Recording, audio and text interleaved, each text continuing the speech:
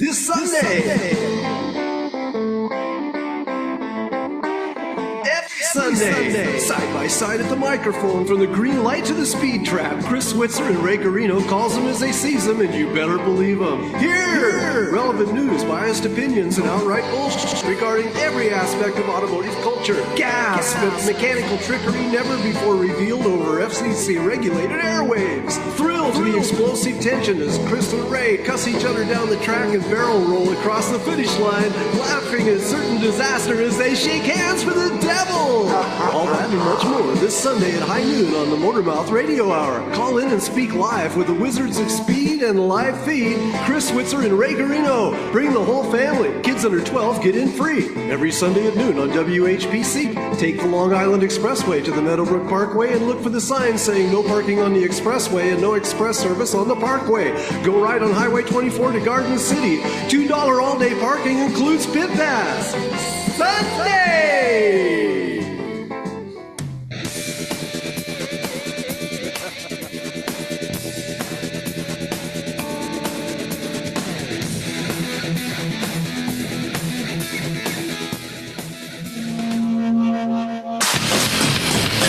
Yeah, I want to know what the is wrong with my car. You have a short in your horn. Motormouth Radio, 90.3 FM, WHPC.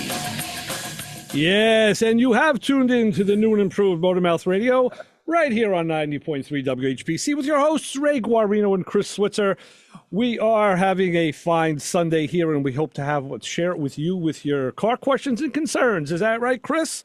Oh, yeah, this slightly soggy Sunday, but a nice one nonetheless, spending most of it indoors, or at least in the garage, doing some last-minute springtime automotive projects like I plan to do after the program. Yeah. Oh, busy. Yeah. It's funny because I'm trying to gather up enough time to swap out that Holley carburetor that I have sitting on top of the old 383. Oh, okay. And drop on the one that I purchased. I can't remember what the heck it was. I know you know. It's the 600 CFM normal bore. Yeah. Right. Which we discussed it. It literally just popped out of my head. The carburetor that I want to put on the car, which is sitting in a box. It's been sitting in the box for the last 2 years, but I was planning on rebuilding it. I actually ordered the rebuilding kit from Mike's carburetor, which we highly recommend. Excellent. Yeah, and so it's just a matter of getting the time to sit down. And I think like you do, only there are no cigars involved, but I think like you do, where there's like a Zen moment. You have to put the right music on in the garage, and the temperature has to be right. Everything has to be good.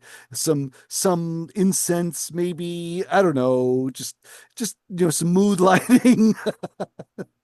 But you do need a certain amount of concentration when you're rebuilding a carburetor, and that's one of those things that I still have to master. I mean, I've rebuilt carburetors in the past, but never to the environmental extreme that you possess. You just, light up a old Denobile or something like that. It's really only because I've been rebuilding them since I'm about 17. So Really? I started taking them apart, at a young age, and I just never stopped. I always did it. Learned a lot along the way. Still learning stuff. I believe it. And it's a lot of muscle memory. It's like playing an instrument, pretty much. But you're right. It is a Zen moment. You can't have everything scattered around it. I don't know. I guess some people can. I've seen people who work in some pretty bad. God. I mean, I worked for a friend at his shop years ago, and he would do a rebuild instead of sending it out or buying one. And he would just like clear a space on the bench.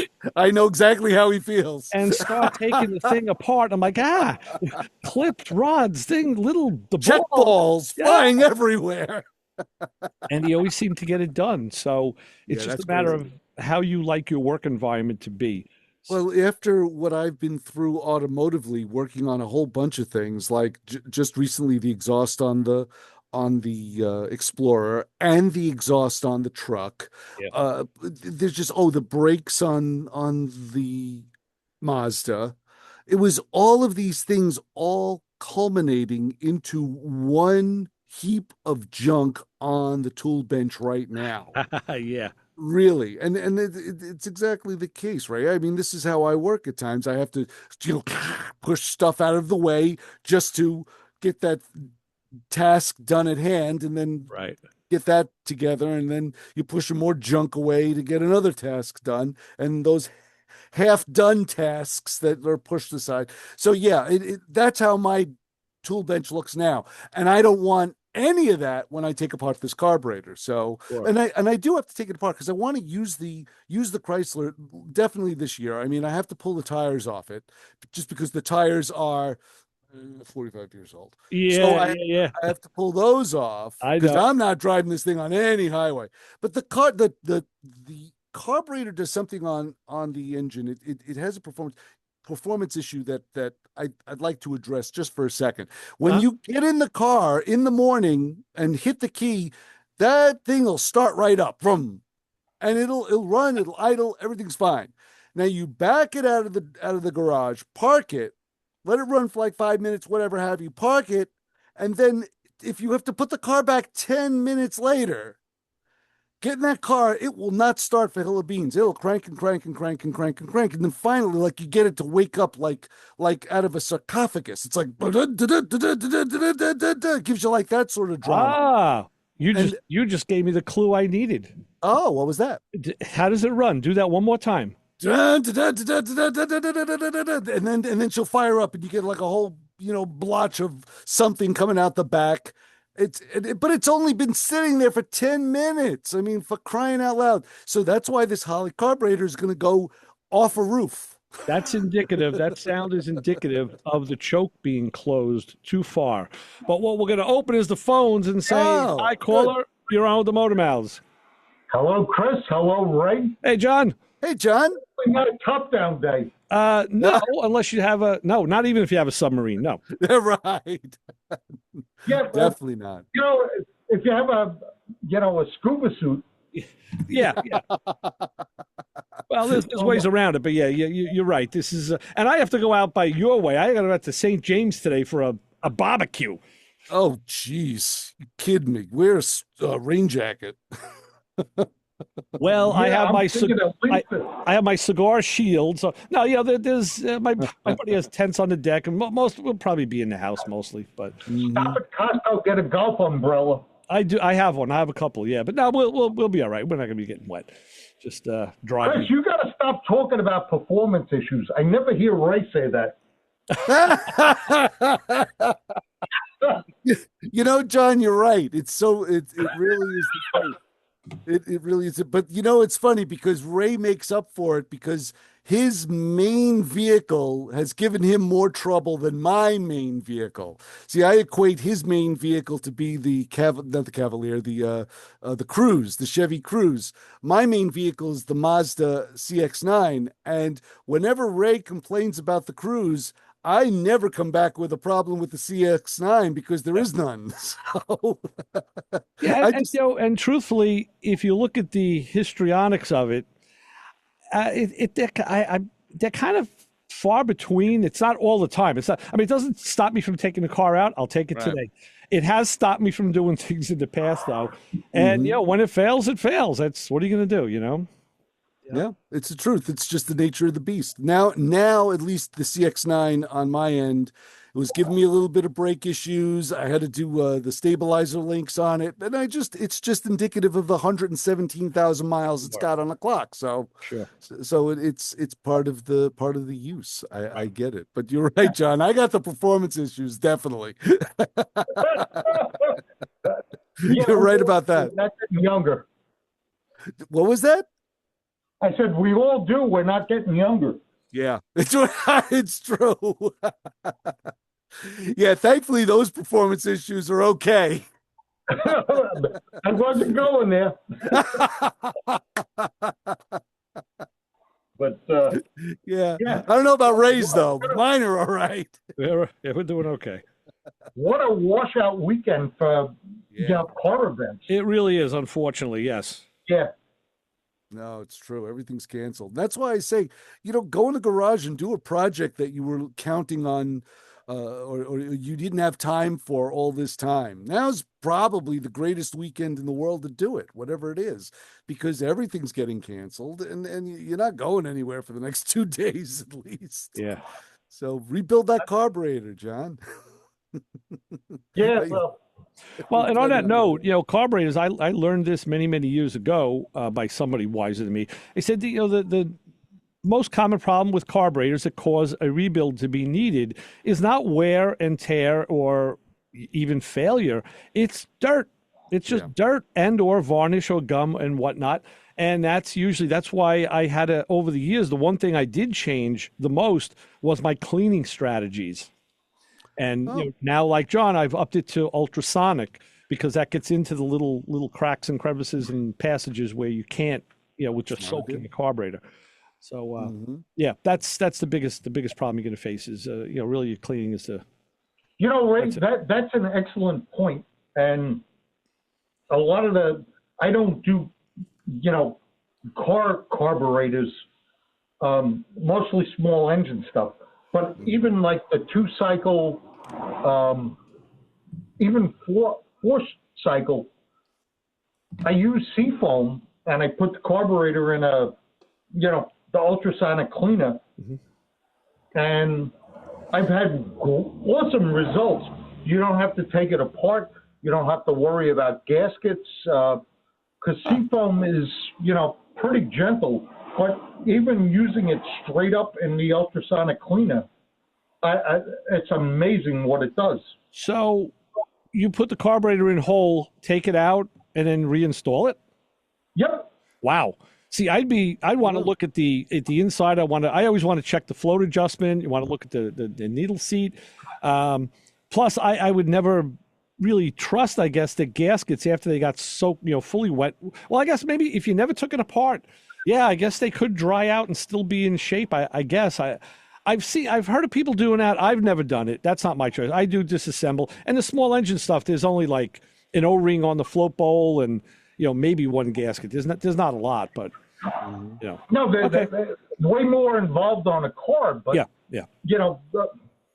I've done it recently. I had a steel chainsaw that I hadn't used and it went in stored with stable.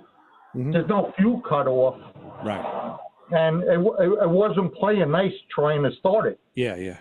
Right. And I took the carburetor off, dumped it in seafoam in a glass jar into the ultrasonic. Right. And you got to be careful blowing out stuff because the 2-stroke stuff, they have very thin. There's not really like a needle seat in them. Okay. But I did it, threw the thing back in, started on the first pull. Beautiful. Hey, listen, I'll go. I did that with other 4-cycle. I haven't tried, and the Techron, which Techron is good that may too. be another. Yeah. Well, listen, like I said, I haven't done it, but I'll go by your, by your experience. So that's where, Chris, in your case, you do need to disassemble, and you're going to have gaskets, you're going to have cork, you're going to have there may be rubber, and you're going to have paper. Hopefully, the problem with Holleys is when they, some Holleys, when they sit, depending how old they are, the gaskets glue themselves to the body, and they are impossible. It takes forever to get them off. So Holley came out with a line of they're blue gaskets, and you feel them. They almost feel slippery. They have a little bit of like Teflon on them, so they're anti-stick. You can take them on and off. Those are the ones you want to use. If you new and improved. Yeah, definitely. They learned their lesson. Yeah. So that's for sure. No, you're absolutely right. Very good. I think a carburetor on the Chrysler has been rebuilt hundreds of times. They can be because there's not a lot of wear that happens in a carburetor. It's the needle valve has a Viton tip that might wear. Over time, I've seen them where they fell off. The accelerator pump certainly wears and can degrade. And other than that, there's just passages and some rods and springs and stuff that doesn't wear. So Good deal. Yeah, Ray, that's an excellent point. On the small carburetors that I rebuild, some of them came with the Vicon tip. And I've also done a bunch of them where it was metal on metal. Yes. There was a brass seat. Right. And yeah, the interaction of that seat and the tip. The tip just goes in the seat to shut off the fuel flow into the bowl. So it could be a ball. I've seen the older ones where it was kind of like a ball end on that. And as long as it shuts it off, that's all it has to do. And then, incoming fuel pressure raises it and lets the fuel in. It's a very, very simple design. Very, very easy. But it's almost like a valve seat. Yeah, kind of. Yeah, because it's two pieces that mate together. Yeah, exactly. Or you can look at it like the flapper valve in your toilet that keeps the water in the bowl.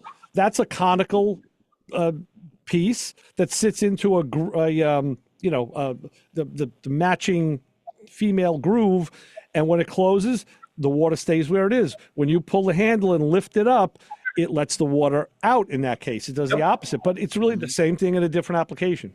Sure. Yeah, without a doubt. Yeah. All right. Well, good luck with that stuff, John. Chris, and you're good luck with yours. We're gonna have to talk about putting the transfer tube in. I know you had trouble with that in the past, and there's a trick. Oh no, that 4160 Holley is not coming apart on my tool bench anytime soon.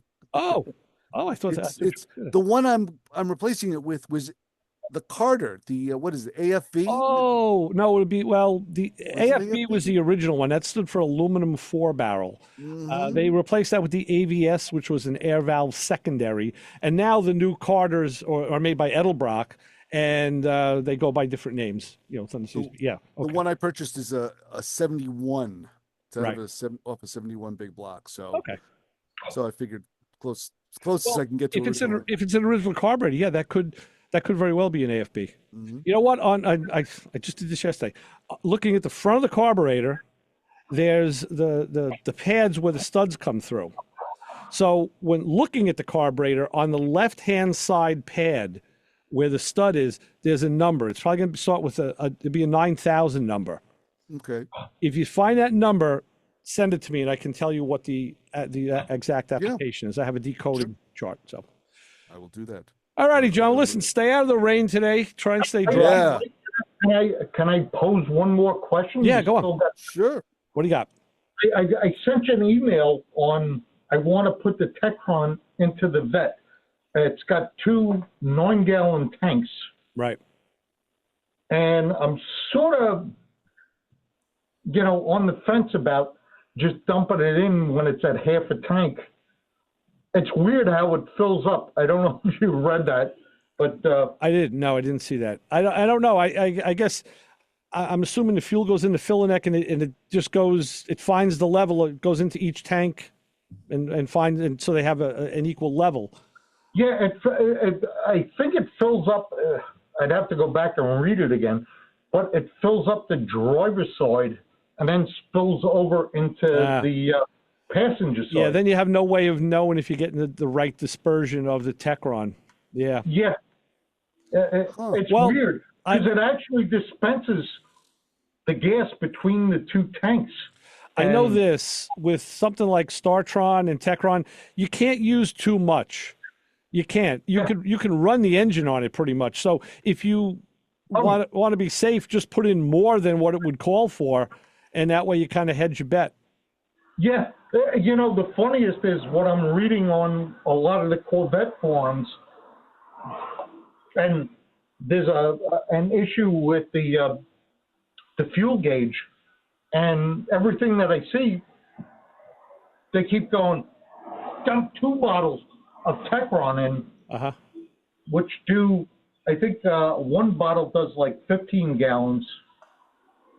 So, Hey, John? You get it in strong, but... Yeah. I just went online and asked that question. It said, wait until the fuel gauge reads around a quarter of a tank, pour the entire bottle of Techron directly into the gas tank, then immediately fill the tank completely with gasoline. This ensures both sides of the Corvette saddle fuel tank system mix the additive correctly. Okay. Good enough. That makes sense. Okay. That makes sense. So there you go. Yeah, do it at a quarter tank and you should be golden. Yeah. Well, it does, but I never let it get that low. Well, yeah. Well, I guess in this case, if you want to use the Techron, then, you'll have to do that. Right. I'm just doing it as preventive So maintenance. you do that. You know what? You do that when you're going to store the car at the end of the season. That's when you do it. Until then, you could dump some in the tank. It's still going to go through the engine and you'll have the benefits. So, yeah. Yeah, it makes sense. Yeah. You'll be fine. I'll do it twice. It's not expensive. Right. Mm-hmm. Yeah. But I got to run it dry. I may have to drive in and visit you, but There you go. Yeah. yeah, I get too good gas mileage. Yeah. Oh, yeah. That's awesome. Yeah. All right. I get on the road. I get in the upper 20s. That's great. That's for a Corvette. That's awesome. Phenomenal. Yeah. Yeah, it doesn't suck. No. Very good. All right, John. Well, keep us up on that and stay dry this weekend, and we'll talk to you soon. Yeah, don't put the top down. No, it won't. No. All right. Let you have a bucket. Chris, good luck with the performance issues. Thanks, John. All right, John. All right. On both ends, on my car and on myself, on my person. Exactly. So we have a performance issue to celebrate here on this show. In my mailbox at the station was this today. Ooh. So this is car show, Sunday, April 20th, 2026. It's a plaque. And look at that. There's a Motormouth Radio logo under it in appreciation of your sponsorship of the car show, Long Island Supervisors Spring Classics 2026. Wow. Right. So that was from the... Suitable for framing and everything. Very nice. So that's nice. That was job. a couple weeks ago. So yeah, that was very good. And I like it. I had a good talk with Bob Jones yesterday from the Oldsmobile Club. Their show went off last weekend. We talked about it. He had about 350 cars. They did a bang up. It was a great show. Fantastic. Had the perfect weather this week. Anybody who's doing something this week is obviously not. Right. So They'll be doing it next week. Yeah. So yeah, get those small projects done, gang. This is the time to do it.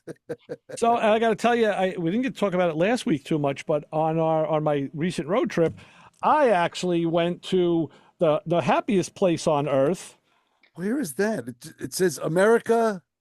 What is that? Something America? Who's the little guy in the circle? You know who that is? Oh, it's the squirrel from. Oh, what's Buc-Cee's. that? Buc-Cee's, the largest truck stop Right. that I've avoided.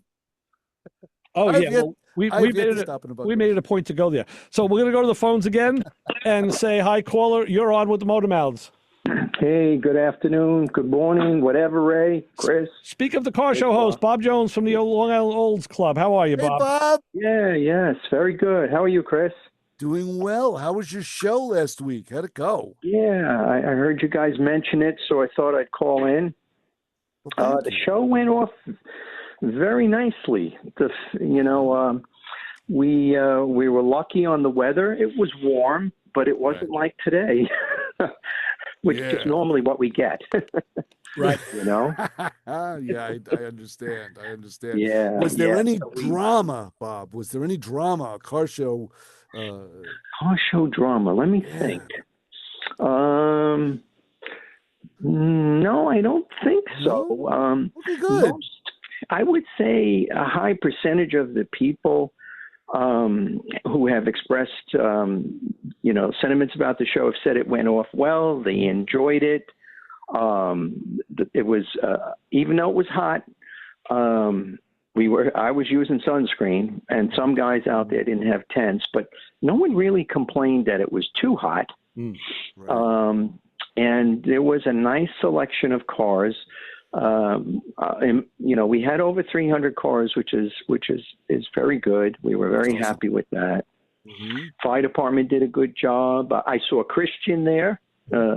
Christian was vending some parts. Jeff Robinson was vending some parts and toys and things.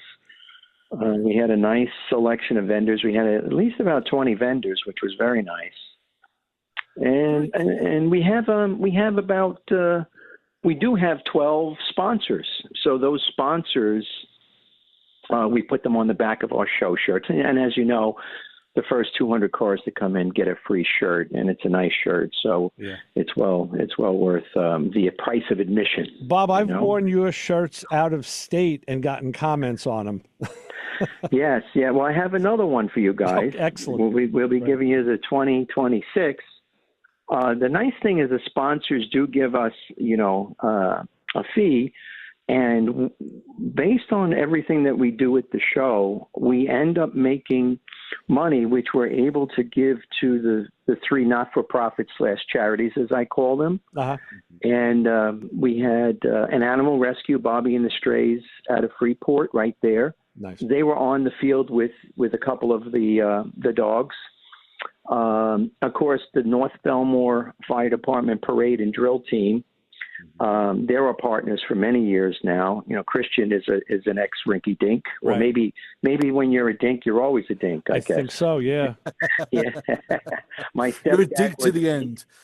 Yes, my stepdad was a dink back in, I think it was 1960. That's when they won one of the championships. But and then we have the SAR group, the Suicide Awareness and Remembrance Flag Group, a family.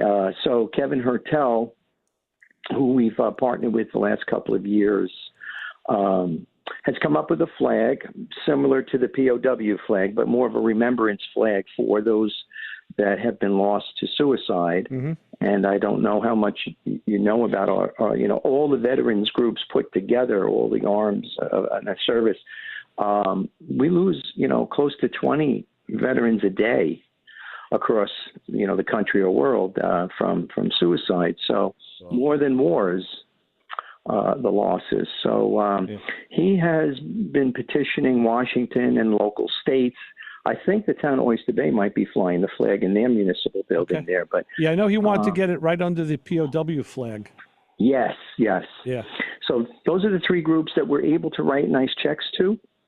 And this year we got 3 new sponsors. One is the One Stop Auto and Auto Store in Wantor. Nice. That was their Jim and his team there. Very nice. Then that company right here on Long Island, headquartered in Wisconsin, the LifeVac, with the appliance that you put on your face if you have an obstruction in the throat. My wife wants to get one of those for my daughter, for our grandson, just to have as a safety device. Well, come to our meeting June 3rd. Okay. In Farmingdale. Ryan and Gabby from LifeVac are going to give us some information. We can take orders right there. Nice. They were selling them at our show, and that's a real nice one, So, and then of course we have many of our return sponsors, like Thornton in Pennsylvania for restorations, and Fusick, obviously, who Jason Fusick. Right. So what were some of the standout cars of the show, Bob? Oh, yeah. There were some really, really nice cars. Frankie from the La Familia group? Yes. La Famiglia? Yes. So I always pronounce that wrong. It's because you're not Italian. I don't speak Italian. Right. I'm a little Italian, but not enough, I guess. Right. So anyway, he invited some counterparts, friends out of Brooklyn that brought some cars that I had never seen before. These were Cadillacs, of course, Frankie. Say, a whole fleet of Caddy Eldorados, right? There could be people looking for those cars who haven't seen them in a long time. Yeah. But I digress. No, actually, they're associated with Hollywood Motors, where I've done a bunch of car inspections PPI inspections, by they Great guys. Well, Mario and Mike are sponsors of our show, right? Of our, Dust Off. So they've always been supportive of us. We'll see them soon. Yeah. DMP Auto in Merrick, right by you. Right. Phil Adati is also one of the sponsors. But this fellow John brought 3 cars. He got 2 drivers, and he ushered these 3 cars in. One was and they're in the 80s Cadillacs. One was a Mary Kay car. And bright pink. given away at the national, I think it was Mary Kay conference. This car, I don't know, it was just outstanding in its presentation. Next to it was what they called a Patriot Edition, 2-door, large Cadillac, which had, red, white, and blue theme throughout the car. Also exquisite and great condition. And then there was a Gucci. Ooh. The car had a whole Gucci theme. It was given away on a TV show. He had the 1980s TV in the trunk because he brought the TV and the video to prove it. Oh, wow. Except that the TV wasn't working at that moment. Right. But these 3 cars were outstanding. A nice W30 Olds, which obviously we like to talk about an Olds once in a while. Sure. Which won best in show. It was a Thornton Thornton restoration. Right to the T. Everything was just perfect. A lot of the Oldsmobiles came out, Ray. We were complaining the last couple of years a little bit. We're the Oldsmobiles, but they were there. Some beautiful, beautiful cars. Nice. And of course, there's always, the Pontiac 2+2 4-speed car that comes around. Yeah. Very, very nice. A 32 Buick, which was really nice as well. And a lot of modern muscle, a lot of Corvettes. Well, they were there. They've been coming out each and every year. you have to expect that. Yeah. Yeah. As time goes on. So I know you're already planning for next year's show. Well, that's the big one. I know. The 50th. Yeah, exactly. Wow. Yeah, I'm hoping you guys are going to be there. We're in committee meetings coming up this month as to how we can make this very special. It's the 50th anniversary of the original Dust Off. I know there's a lot of Dust Offs that have come around, but we're the original Dust Off show. And as you know, we moved from the first Sunday of May to the third Sunday in May, and that's worked for us the last 2 years because we have the Point Lookout show in the first Sunday, and we have Tobay right before that. Those are friends of ours, and we're trying to do. They're trying to help us a little bit too. So and it seems the car community wants to go to all the shows, so we want to make it so that they don't have to make a choice, one or the other. If we can accommodate, then let them have their choices, the community, as to where they want to, what shows they want to go to and enjoy, and not get bumped by the other shows. Well, we look forward to keeping up with you, keep in touch with you to see what's going on for next year, and we'll, maybe we can advertise that on the station next year. We can get a little promo going. That'd be cool. I think we've talked about that. I think we're going to do that. Excellent. All right, guys, have a great afternoon. All right, Bob, thanks. Thank you. For the call, Bye, Chris. Talk See to you soon. All right. Bye. Very good. All right, that, Bob, took us right to the bottom of the hour. Sure did. Thankfully. So we will mention, like Bob did, the weather. The weather. As I look at the WHPC weather window, I see that, I know that our weather forecast is powered by Pantano's Gourmet with locations in Hewlett and Uniondale. And what do you got to say? It's raining, right? It's cool. It's in the 50s. It's pounding out there on the streets. When I came in, watch for flooding. Like last week, the city in Brooklyn got like they don't have drains anymore. I guess they're all clogged with. I don't know what they're clogged with. Yeah, Southern Brooklyn and Southern Queens, I think. So terrible. Tonight, cloudy with areas of drizzle. It's going to take, but not going to take off till tomorrow. It's going to be in the 50s tonight. Tomorrow, cloudy with a few morning showers. High of 74, which is good because I have to go look at a Cobra tomorrow. So we'll we took that later. So let me also mention to you that host Mark from Floral Park answers the bell and spins anything and everything Lithuanian on this station. Ooh, there you go.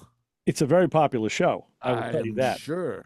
From the past and present, and from both sides of the Atlantic, even from Brooklyn, ranging from jazz and classical to rock and pop, with announcements and more geared to the Lithuanian community. His show is really on fire. It's Mondays at 8 p.m. called Lithuanian Landslide. I recommend you listen to it. With that, do we have a soggy honor group of the hour, Chris? Yes, we do. It is a soggy one at that. The Motormouth Radio Honor Group of the Hour this week, we honor one of the greatest tools ever tossed into a rusty toolbox, dropped on a garage floor, or used completely against manufacturer's recommendations, the trusty vice grip pliers. Yes, because let's be honest, there's nothing these things can't do. Rounded off bolt, vice grips. Broken handle, vice grips. Exhaust hanger, vice grips. Temporary shifter, probably vice grips. Permanent shifter, definitely vice grips. These beautiful chunks of hardened steel have rescued more stranded mechanics than tow trucks and bad decisions combined. Somewhere, right now, a car is being held together entirely by hope, zip ties, and one determined pair of locking pliers. And every car guy has that one pair, that rusty old vice grip that barely releases anymore, but somehow still works better than the new ones. So to the tool that says, this shouldn't work, but it absolutely will.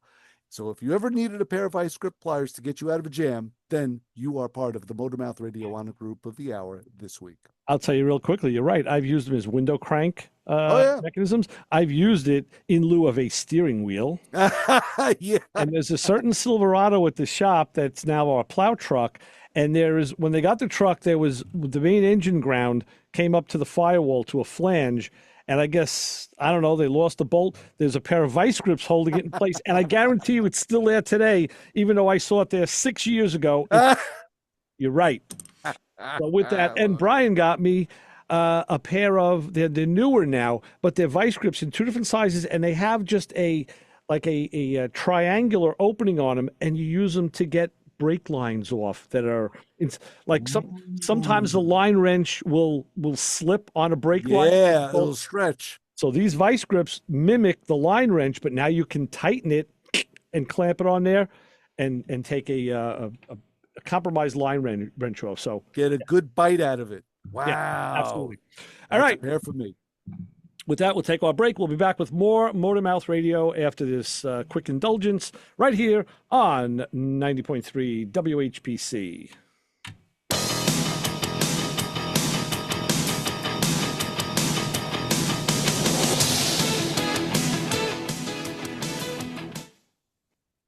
Do you own a car?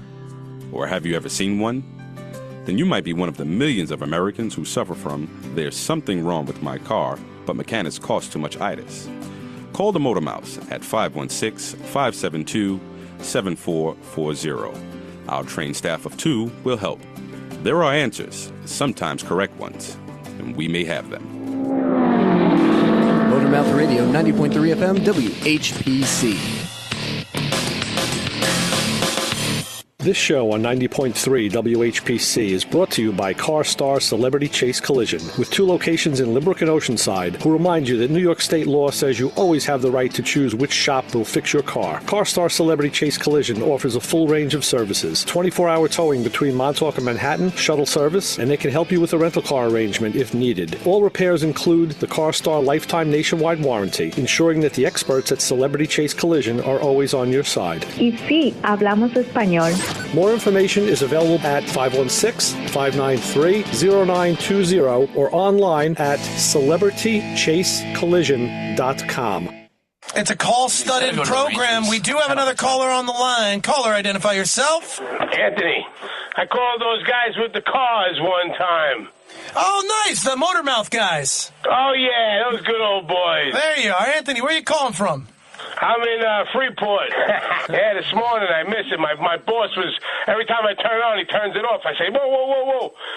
Yo, you better, I mean, I give him a karate chop. That's right. Give him a karate chop. Give him an F5. I love it. Later, dudes. It's a pleasure, bro. Take it easy. That was amazing. My favorite caller of all time. Maybe all time. I have heard him with the Motormouth guys. That's why I recognized him a little. Hey, you, get over here. Every Sunday, 12 to 1, you are going to tune in to hear the Motormouths, my friends Ray Guarino and Chris Switzer. 90.3 FM, WHPC. You might learn something.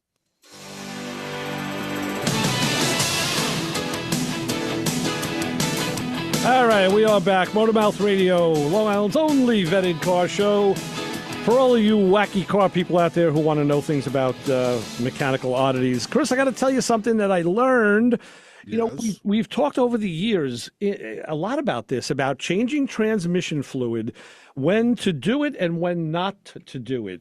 Ooh, And a theory and a subject that has confounded some, irritated others, evoked yells and screams in that studio and mounds of phone calls.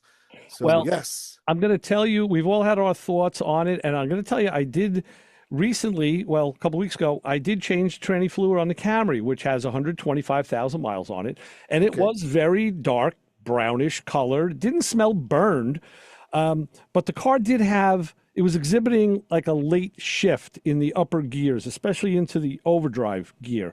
And Dougie was telling me it's because, those cars, those trannies are known for that. I'm like, okay, well, I didn't know that, but okay, I buy that. Well, I did a transmission fluid change, and it's a filter. They call it a filter. It's really a screen, but I changed it. Screen, yeah. I mean, as soon as I changed it and I got home and I checked it again, it was brown again. So I'm going to dump it another time. I'm going to do it again. I've noticed as I used the car yesterday now, I don't put a lot of miles on any of my cars anymore, but I've driven that car a few times and put some highway use on it already. And I noticed yesterday that late shift has been kind of abated. It wasn't as late as it was. So I'm here to tell you that I think in this case that may have helped a transmission issue by changing the fluid. Did you save the old fluid? Of course not. No. Oh, I would have saved it. Right out. No, here's the thing, and I tell this story a lot. You know this. With an old Lincoln I had, I swapped out the fluid. Now the Lincoln had over 300,000 miles on it when I did this, so all bets are off at that point. And I figured, well, at 300,000 miles, let's step into Mr. Wizard's laboratory here and see what happens. So I drained the fluid. I took the fluid out of the pan, swapped it out with new fluid, and found that the car did not go into high gear. Right. You got on the highway and it stayed stuck in second. As you're doing 55. What did it do? How did it sounds like Spinal Tap to me. So I got off the highway, went right back to the house, dumped that fluid that was in the pan, and put back the old fluid. Right. And it shifted well at that point. Then I went and bought 2 for sale signs. Yeah, I'll tell you, I've used that story. Sold the car. And I've used that story when relaying it to other people about your experience. I've never had that problem. I mean, I've had all the cars I've had with automatics. Unfortunately, you do have to have some with automatics. I haven't had a problem, but this one I did see a positive change. So that's good. There's now one you can throw the fluid out. Yeah, I would say save the fluid, and if it does not shift well, put the old fluid back. But if it shifts well, then chuck it. Yeah. So, I'm going to do it one more time, and we'll see what happens. But that's a good idea. Nice. So, yesterday we spoke about this. I did go to see a certain Impala that we talked about a couple of weeks ago. Yes. That's going to need some waking up from a 10-year slumber. Ooh, a long one at that. And I spoke with the car's caretakers and I showed them this. You got to get a catalog. This is actually very thick. But that is a phone book sized catalog. This actually covers Impalas from 58 to 96. That's amazing.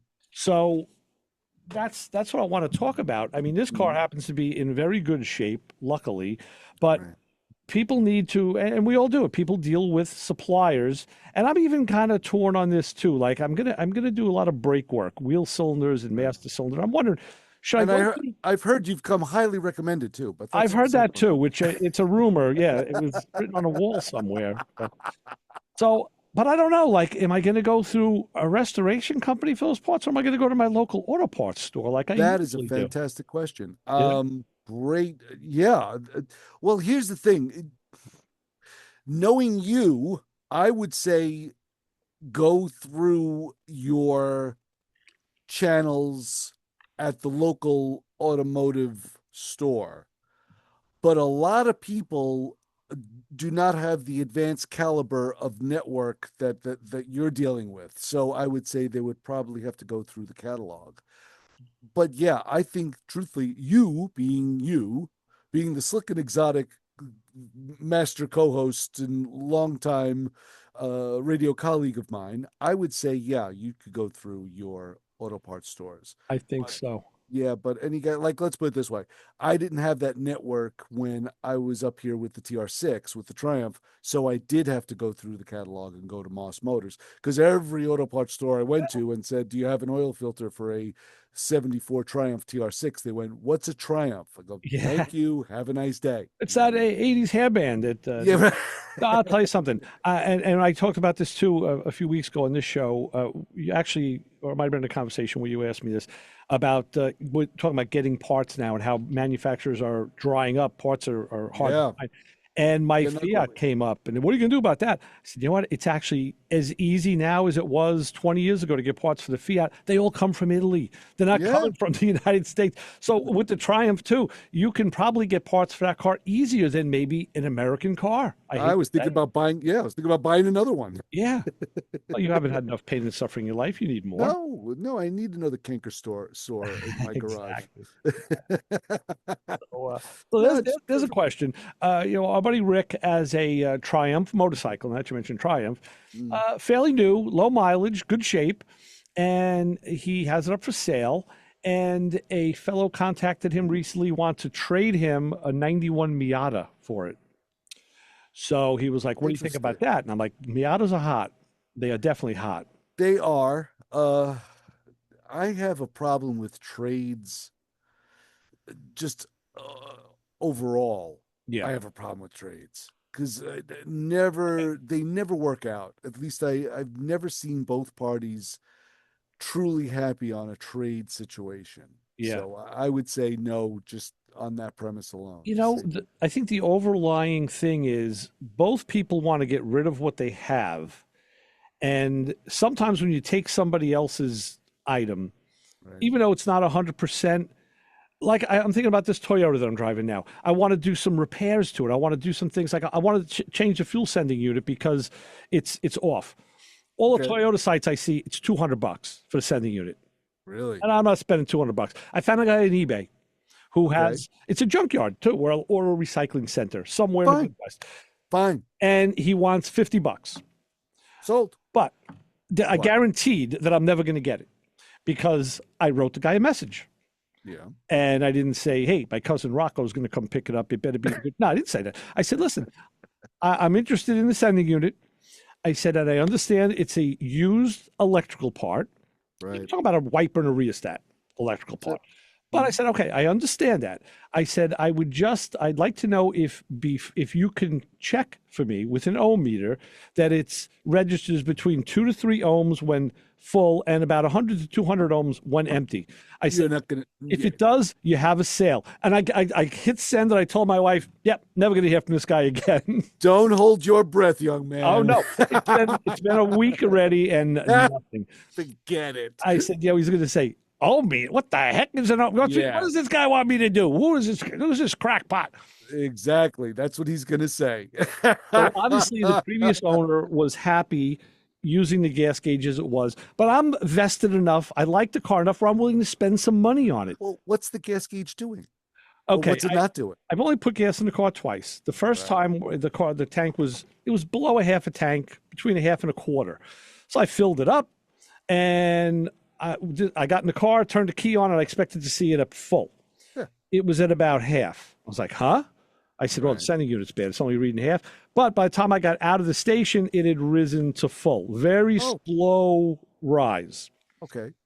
And then then through that tank of gas, it stayed on full. I put 240 miles on the car and was only at a half a tank. Oh, boy. I said, wow, this car's getting great gas mileage. So I filled it again. And then I noticed the low warning light was on, even though the car was closer to half than a quarter. So I fill it again, and I looked. It took 11 gallons. The car has a 18-gallon tank. So I had 7 gallons in the tank. Right. So something was up with the fuel sending unit. I got it. So I figured, it works. It's just not linear in any respect. So I can obviously live with that. I can know when to put. I usually put gas in the car at a half tank anyway. Mm-hmm. But I figured this car is such a joy. You pull the back seat, there's a plate, an access plate that you remove, and the center unit comes right out. You do it from in the car. Oh, nice. No drop in the tank. So I said, wonderful. because of that, yeah, I'll change that part. No problem. So my point is, though, when you get another car, you're willing to do things that the previous owner wouldn't, right? So, and I get that. So that's where I am. That's what's going on with the Miata. Then I saw pictures of it this morning, and the guy who had it previously had done some hot rodding. I mean, put some Willwood brakes on it. He said that the window you're not jazzing me. The window regulators don't work. They're stripped. It's got a check engine light, but that's because the charcoal canister was taken out when he put the exhaust header on. I'm like, so a lot of stuff. And the car looked good. He had taken the whole interior out, dashboard and all, and did Dynamat in it. So again, I replied to Rick and said, this car has had some hands in it. And I know from experience, did all the screws, clips, nuts, attachments go back in? Nope. Maybe not. This is a typical trade situation. No. But the car sitting there together has got inky wheels, LED headlights. I mean, he put it all back together and put pictures up, and it looks nice. Nope. But I said, yeah, that's unless you're going to trade and then flip, that's the only way to do it. No. Sell the Miata and take the money and buy the bike. That's how it works. The other guy, because Rick has. So so I'm just saying that's just what popped up now. That's the newest thing this week, and I have to. That was my advice to him. I said, listen, we need to have a conversation about this. We need to talk in person because there's a lot more going on than a text, than an email. Oh no, I'll end that conversation in a matter of 3 seconds. No, right. Zero. And I think he's probably going to lean that way as well. And I said, how the hell did they strip the window regulators? I mean, come on, how do you do that? I don't know. I don't get it. I had a guy one time try and trade me a Bonneville, a Pontiac Bonneville, a 68 Bonneville convertible for the TR6. And I went to take a look at the car because it looked like a decent car in the pictures. And when I got to it, there was rust all over it and plates holding the chassis together. And he's like, it's been like that for years. It's like, don't worry about it. Right. And I walked away going, why did I even bother coming here? I mean, it was a typical trade scenario. And I'm like, no, anyone that steps up and offers a trade, it's got to be extraordinary or nothing. And it's never extraordinary. So, I tell you this, I tend to agree with you, but I have seen guys, I've come across guys who do that. They trade and flip like it's nothing and that's just the world they live in. And their idealism is, well, hey, sometimes you're the fly, sometimes you're windshield. There's times where I've made great deals and got so much more than I thought I was going to get. And other times, I took a hit, I got bit, but you know what? It all works out in the cost of business. Yeah. I'm like, well, it all comes out in the wash. No, I get it. But it's funny because I've learned years ago that I don't want to get burned on a car anymore. I just don't want to get burned. I don't blame you. And I feel if I put too much money in a car, if I'm planning on flipping it and end up putting too much money in it, I keep it. I just keep it and use it because I know it's a good car. Because I don't like to put sand in the differential. I don't like to put pepper in the radiator. I like to fix it right. I'll tell you. Yeah, I agree with you 100%. Mm-hmm. The other thing I wanted to tell you about was when I left the car at the shop, I had Mike ceramic coat it for me. And now with all this rain that we have, I'm seeing, boy, it is really just shedding water like beautiful. It's something. It's something to be investigated. It's from time to time, I use this ceramic glass coat. I put it on my Pontiac, but I use it on the face of my cell phone. And your finger it just glides. It really does. It doesn't last. I have to do it maybe every week, at least every maybe 2 weeks or so. I'll redo it. I clean it with eyeglass cleaner and then use the ceramic coat. And that's a good idea. And it really, I remember telling that to Evan when we had him on the show, and he says, "Hey, that's a good idea. I never thought of that one." Yeah. But that's awesome. No, I totally agree. But I like the fact that you're putting the Toyota back together the way it was, and it's going to be a good solid car once again. I mean, you started out with a good solid car. Oh yeah. And I actually had my Camry out. Okay, good. As well. I have temporary plates on it. I had to run it over to get the emissions taken care of, because the car was originally a Jersey car. Right, so right. because you're bringing a car into the state, they want to take emissions on it right away before I can register it with metal plates. So I went and checked the I plugged the scanner into it and ran the IM readiness. So I had a rundown of what the computer had checked with a green check, and what it had a red X. And of course, I had a red X on the O2 sensor and the evap. And I do remember when I was trying to fix the sensor on the wheel sensor, I just cleared the codes. And of course, when I did that, those two popped up. So now you got to go through the drive cycle. So I went through the drive cycle. Then once everything checked off, because I got the greatest place to do a drive cycle here. Once it checked off, went and got it emissions tested, got that done. And now I just made an appointment to make a trip over to the DMV to get some plates for it. Beautiful. The car ran great. The car ran awesome. Very good. Yeah. All right. So I was very pleased. So with that, we're going to wrap. We'll be back. I'm still waiting for my Hot Wheels guest to send me a message and drop in. He hasn't done that yet. But hopefully we'll get him in. We'll get Brendan in. We'll talk about the Hot Wheels design team. And with that, what do I tell people waiting for me in the rain out in the parking lot, Chris? Don't follow us home, and don't slide on Ray's hood. Oh, you're gonna slide on my head. All right, for Chris Switzer, Ray Guarino, we'll be back next week with more Motormouth Radio. Keep it where you got it. We know you do, because you love Kim's show better than ours. On 90.3 WHPC. See ya. See you, bye.